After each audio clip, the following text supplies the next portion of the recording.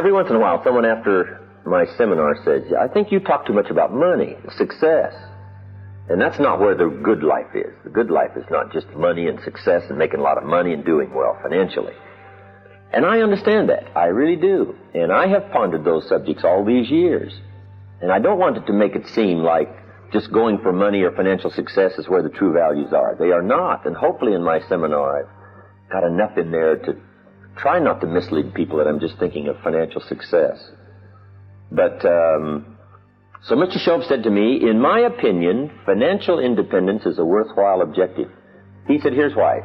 He said, Jim, once you get money out of the way, you can't believe the other dimensions of your life you can work on.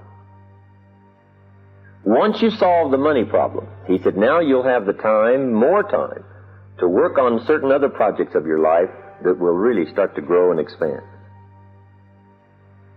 So he said, for that reason, I think financial independence is a worthwhile objective. And I know part of it's a moral question. There is a Bible phrase that says, the love of money is the root of all evil. But I'm sure the phrase is probably more correct in saying the love of money. The love of money. Now, when I did start getting some of those big bonus checks way back in those early days, my first crack at money, right? I wasn't too worried about, whether or not it was going to ruin me. One of my friends, right, his wealthy friend, when he started making a lot of big money, said, Robert, I don't know if I should give you all this big money or not. Said, money's ruined a lot of people. And Robert said, just try me one time. I mean, let's just see. So we're all willing to go through it, I'm sure, that first time. But I know it is a moral question. Sometimes it's something you just have to wrestle with. But here's what I found out. Financial independence is not something you have to throw away all other values to acquire. You don't have to throw them all away. Now, you could, and that would be foolish. If there's a half a dozen major values and you threw away 5 to go for 1, see, that would be foolish. But in my opinion, you really don't have to. But now in the moral question, for those who press me a little bit about talking too much about money and finance and being successful, I have another question in response, sharpening up my debating skills. And here's my question. If you could do better, should you?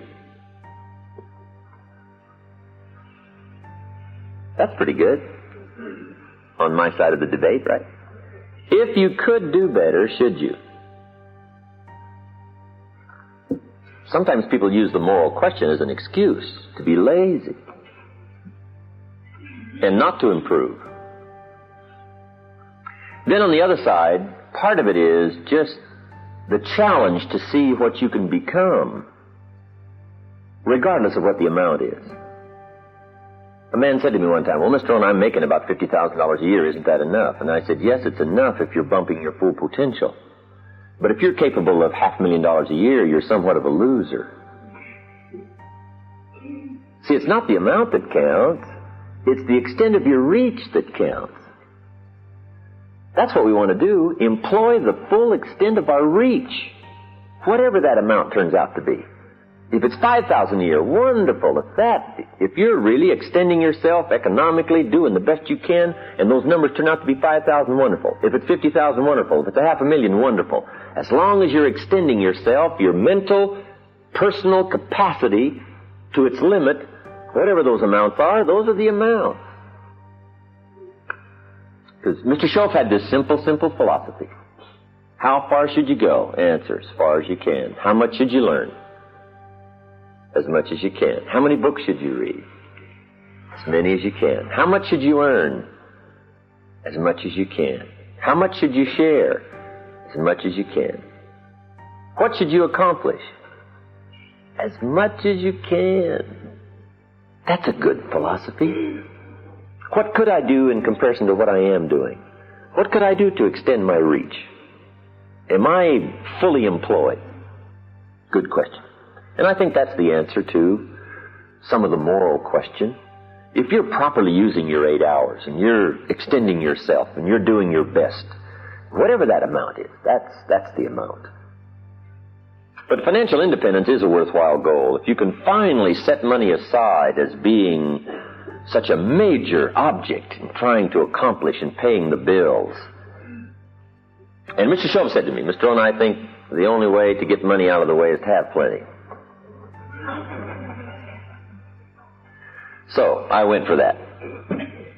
Here's what also I found out. The time you've already set aside for labor is enough time to become wealthy.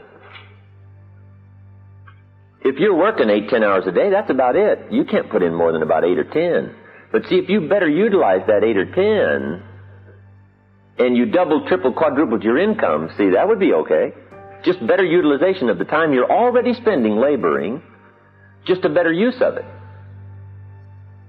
Now, see, if you start throwing your health away by going for the money and working 20 hours a day, and slighting all your friends, and walking away from your family, see, now you've lost all the other values to go for one, and that would be, in my opinion, shortchanging yourself. But financial independence, let me give you just a few clues on financial independence, because part of it depends on the plan you have. It isn't necessarily how hard you work, or whatever else you sacrifice to go for it. You really don't have to do that. Most of us live long enough, and especially in this country of unique prosperity, we have chances enough to fairly quickly, before too long, solve the money problems of our life. One of the major reasons why most people don't is because they're operating on the wrong plan. And here's the key. It's not so much what you earn as what you do with what you earn. It's not so much what you earn as what you do with what you earn. I think according to the latest figures, the average person in this country now, in a working lifetime, makes $500,000. Average. In a working lifetime. The question is, at the end of the working lifetime, where is it? Now, see, some people have got it, and some people haven't got it. Right? They both earned it, but they both didn't keep it. And part of it is just simply operating on the wrong plan. For financial independence, here's a good book to get, to start giving you some ideas. It's called The Richest Man in Babylon. The Richest Man in Babylon by Clayson, George Clayson. It's a good book to start with on financial independence. Neat little story. Give you some great ideas.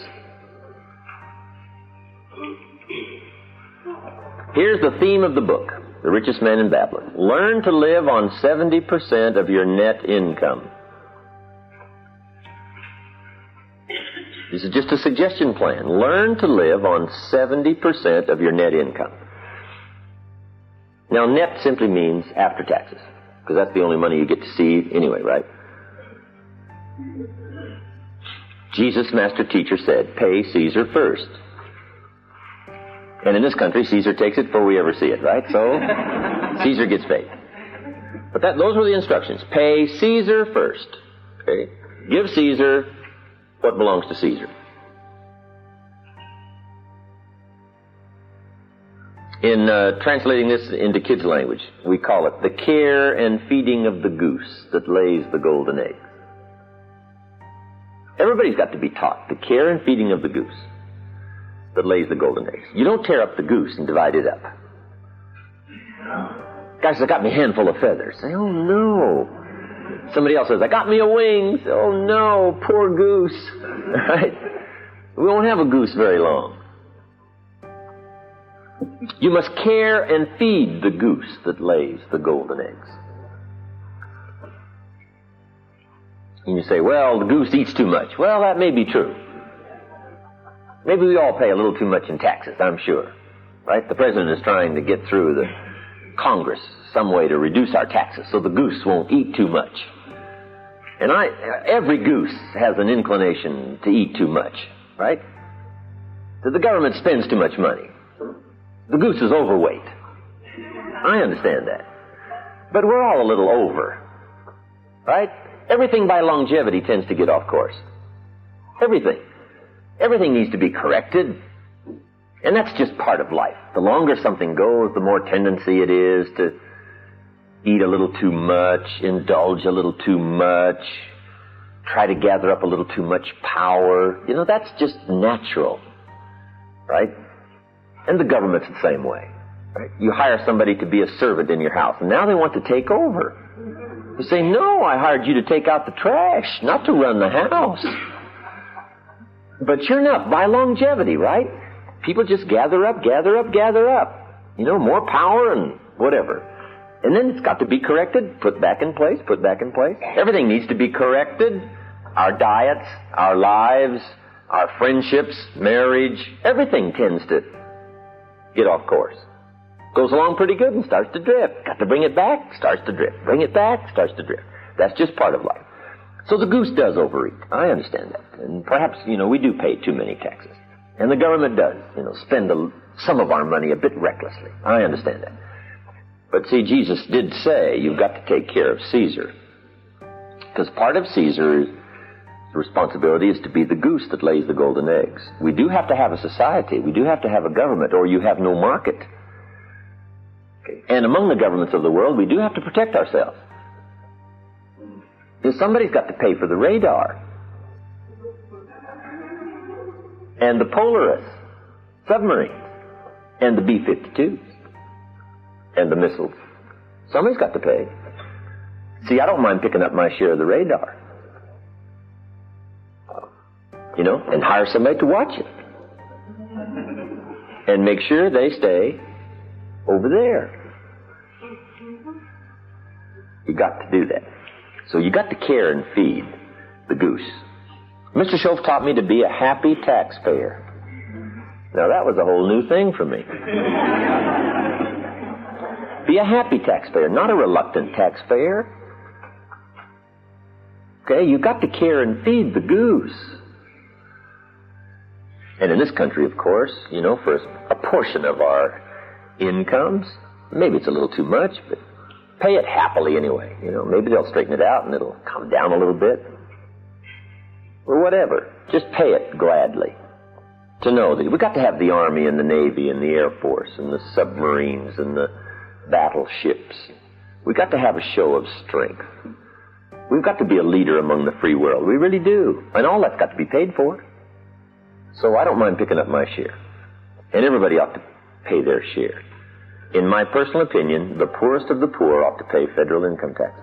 If it's only $1 a year, so they have the sense of contributing to the care and feeding of the goose instead of just taking. They also contribute at least $1 a year, the poorest of the poor, so that they have a sense of helping to pay for the safety and the security of the country. Because see, with our present Navy and Army and Air Force and the governmental structure and what safety we do have around the world, keeps us here secure in our homes, right, where we can work and enjoy each other's, you know, commerce possibilities, trade goods and services, and make money, enjoy ourselves, and have parties. Now, if somebody's willing to do all that out there while we're here having fun, making money, and having parties, I don't mind picking up my share of the tab. Okay. So, Caesar's first. Pay Caesar first. Then, what you got left after Caesar needs to be divided up. And the book, The Richest Man in Babylon, gives you some suggestions on how to divide up your money and where to put it, so that you'll have a good plan. Everybody needs a financial plan. Because here's how you surely wind up broke. Spend all you make. So you just wind up broke. Now, in those early days way back there, I spent more than I made. That's why I'm making it down to budget. Finance. To finance the deficit in my spending. Okay. Some suggestions on what to do with the money you've got left now after taxes. One is, learn to be enterprising. Profits are better than wages. Everybody should turn part of their income, even if it's from wages, into capital, and become a capitalist. The healthier the country becomes is going to be a result of more and more people becoming capitalists. Not just letting big business be the capitalist. Now, communism teaches that all capital should be in the hands of the state. And we should take it out of the hands of the individuals because they're too dumb and stupid to know what to do with it. All we want them to do is just show up and do their work and go home and behave themselves and stay out of trouble. And we will take care of the capital, the government. Now, see, in this country, we don't believe that. Communism teaches everybody should blend into the mass to the glory of the state. And we all say, heck with that. The state is the servant. And all glory to the individual. That's what we believe in capitalism. Take the capital and divide it up among all the people. And let the people start a business and start this thing going with commerce and interchange of goods and services. And you will create a dynamic society unprecedented in the history of the world. And we've proven that that's true. But see, communism says, give the state all the capital. And we don't believe that. We believe that everybody ought to be capitalists. Use it in their own way. They'll think of things the state can't think of. And they'll react much quicker than the state will. Right? The state's always 2, 3, 4 years late. Government's always late. And they always spend too much money. Right? Capital ought to be in the hands of the individuals. Now, if you don't use capital and become a capitalist, and you don't, and you don't, and you don't, and everybody doesn't, pretty soon, guess what? Now the capital will all start going toward the state because the society has to survive. Okay, now these are just some of my personal opinions, but I'm entitled to those, right? I don't even claim they're right. I just claim they're my opinions. That way I'm off the hook. But anyway, be a capitalist. Make sure you've turned part of your income into capital. And so you can teach kids how to be enterprising and capitalists from the time they're little. Just little kids. You teach them how to have 2 bicycles.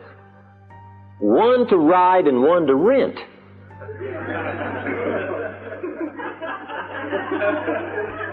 To earn money. Okay.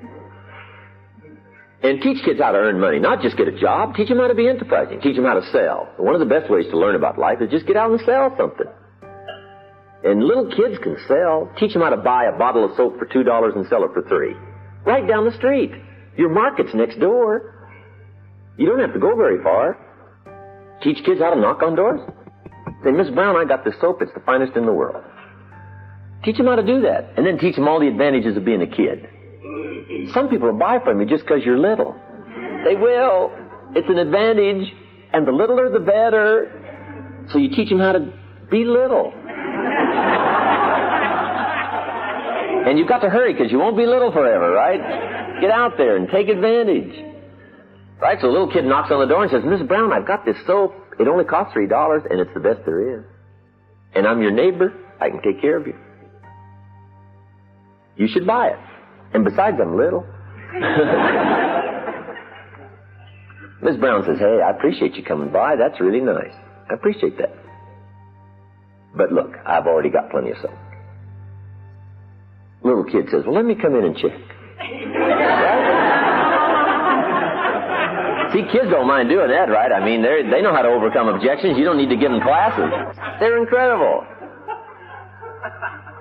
Now, a little kid makes a sale, got $3. Now what you got to do is not only teach them how to earn the $3, how to get the $3 by making a sale. Now you got to teach them what to do with the money. Now, it's very simple what to do with $2, right? Set it aside so you can buy another bottle of soap. Kid says, well, that makes sense, otherwise you'd be out of business. That's right. And I know some adults are a little short on that information. So you got to set aside $2. Kid says, well, okay, then I got $1 to spend. Say, no, if you spend that, you'll wind up like most people age 65 broke. And then take them to that part of town where people are 65 and broke. And show them. Let them walk around the neighborhood, drive around. And the kid says, well, I don't want to live like this. Say, fine, now here's what you do with your money. You just got to show. Sometimes you got to go and touch and look and see what you don't want so that you'll make arrangements over here not to ever be there. What was that movie they came out with where they took the kids to the jails? Scared Straight. Let them visit with the prisoners, right? And firsthand they looked around, saw these bars in the jail, prisons, talked to some of the prisoners, and firsthand got somebody to say, whatever you do, don't come here. Now that's not some minister saying don't go there. That's the man saying don't come here. Whatever you do, let me show you what it's like. Here's where I have to sleep. I can't get out. I've got 15 more years to spend here. Kids' eyes get about this big saying, I don't ever want to wind up here. See, that's good, right? And to teach us all, we've just got to go where it is, where people have had the wrong plan. And that's sad, right? To look back and say, I picked up the wrong plan at age 20. Look where I am. Who talked me into this plan? I bought the wrong plan. So then the kid says, okay, what'll I do with my dollar? Say, here's what you do with your dollar. 10 cents is for the increase of capital. And everybody ought to have the same plan. 10 cents out of every dollar should be for the increase of capital. Now see, the kid understands this right away. He says, well, that's true. If you saved up your dimes and could buy 2 bottles of soap instead of 1, you save yourself a trip. That's right. Now, not only do you save yourself a trip, some people will sell you 2 bottles cheaper than 1. You buy 1 bottle for $2. They sell you 2 bottles for $3.80. Kid says, how clever. Then when you sell it, you make more money. That's right. That's why you've got to accumulate your capital, because everybody benefits from it. They get to sell 2 bottles instead of 1 at a time, so it's better for them, and it's better for you, and it's better for everybody. Now you're starting to teach commerce, capitalism, how to earn money, how to be responsible, and mainly what to do with it.